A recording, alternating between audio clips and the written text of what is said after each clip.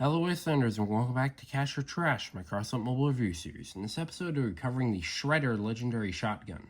Starting out, it's 5 energy, so you can have 2 of these and then something else on your vehicle. For this video I chose 2 feathers, which is probably one of the better options as the feathers can deal quite a lot of damage at close range, which is where the shredders are very effective. Continuing on, it has 3,970 durability, so pretty much 4,000. But the problem is, it's the size of a turret cannon.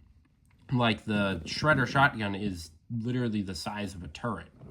So with 4,000 durability, this thing does not stay on your build long. Especially at the close range where this thing's required to be if you want to, use the weapon. And then it weighs 485 kilograms, so it's decent on the weight. Moving on to the perk, so each shot increases the rate of fire by 30%, and destroying parts of the enemy vehicle will add another shell to the magazine. So technically, if each shot is destroying another part, this weapon can fire indefinitely at an infinite rate of fire, but that's not at all how that works. You'll probably get around halfway through the circle at the bottom. The circle charges up showing how many parts you destroyed and how many extra shells you got. I even tested it on a Leviathan of just a pile of parts, and I wasn't even able to get that circle up to full. So yeah, that's definitely not going to be indefinitely, but it's definitely going to add a few extra few extra shells onto the magazine if you're just shooting at a bunch of armor pieces or something. Moving on to the rest of the stats, it has a 60-meter range, but really anything beyond 20 meters and you're hitting more air than enemy. And then it's got a 4.8 second reload, so this is a pretty awkward 4.8 seconds where after you just emptied the magazine and you're just staring at the enemy. It's got a 16-round magazine capacity, but the perk extends it. And 1,000 meter a second projectile speed. 100% direct, there's no blast. And it's got an 150 degree a second rotation speed, so it works on cars. So for recommended cabins, I'd really suggest the Kensei. I mean, the Kensei is like the most expensive part in the game right now, which is ridiculous because it was for a while, but yeah, the Kensei is the most expensive part in the game. So if you have one of those, run shredders with it. I ran base shredders in League and actually did pretty well against all the perfect Starfall players. So yeah, it's really good with Kensei. It's okay with Gladiator. It's pretty good with Warrior, as Warrior is a close range cabin. Basan's, unless you're on a car, Basan's probably not going to work. So the Relic Cabs, yeah, that's the Relic Cabs. Without Relic Cabs, though, the Manitou is a good option as its perk works off destroying parts, and so does the Shredder. So just take a bunch of parts off the enemy, and you charge the Shredder and the Manitou. So yeah, the T card also will work with this, as it will just make the damage ridiculous. But that's just the T card. But let's get on to some gameplay.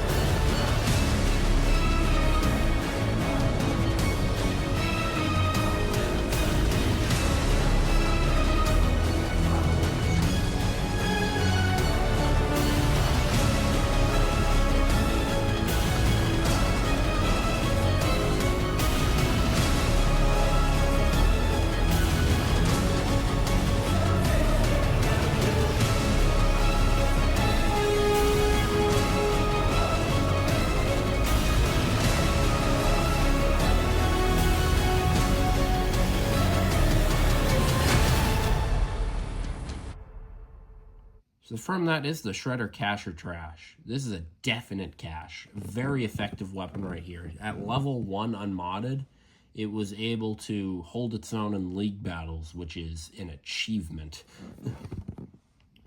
Granted, there was I did a ton of battles with this build, and there was battles where the shredders just got shredded by the starfalls. I mean, that starfalls do that to everything. They're pretty much League right now is just either get eviscerated by starfalls or annihilate people with starfalls. That's just League right now. But really, the Shredders held their own in League against all the different metas that I had to fight against. I mean, in the battle, it did pretty well against Toadfish, which is good. Toadfish can, like, two-shot a build. But the Shredder itself, it's a very good close-range weapon, and I don't see it getting nerfed. There's potential for it to get nerfed, as a few people are complaining about it, but it seems pretty good. And really, its only weakness is the 4,000 durability. But other than that, please consider like and subscribe. See you next time. Bye-bye.